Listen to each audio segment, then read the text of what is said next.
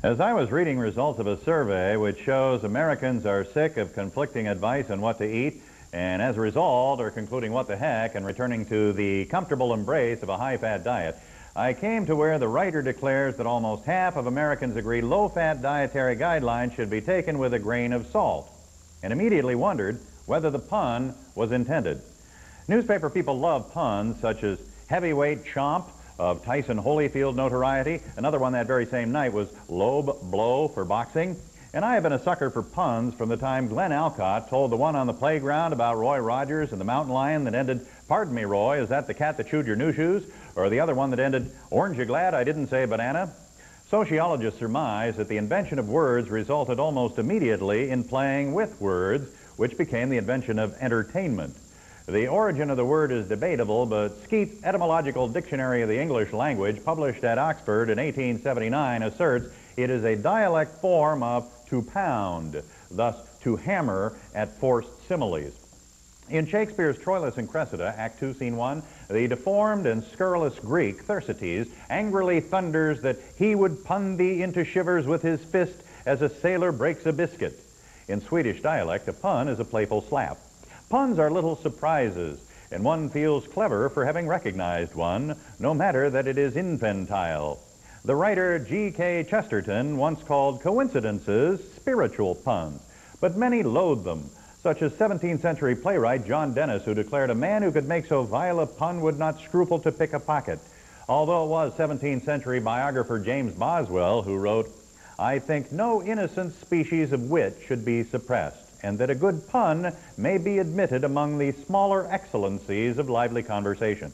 Whereas 19th century poet Charles Lamb wrote a piece called Popular Fallacies, in which number 9 was that the worst puns are the best, in which he said, "A pun is a pistol let off at the ear, not a feather to tickle the intellect." And it was Fred Allen who said, "Hanging is too good for a man who makes puns. He should be drawn and quoted." Of course, some are real stretches, such as the case of the African chieftain who forbids the killing of animals. And as a result, the lions and the tigers flourished and multiplied and took to eating the citizenry, who took up arms and overthrew the chieftain, and the headline read, "Rain called on account of game." Others are short and sweet, like the one about identical twin brothers born to Spanish Moors, one named Amal and the other Juan.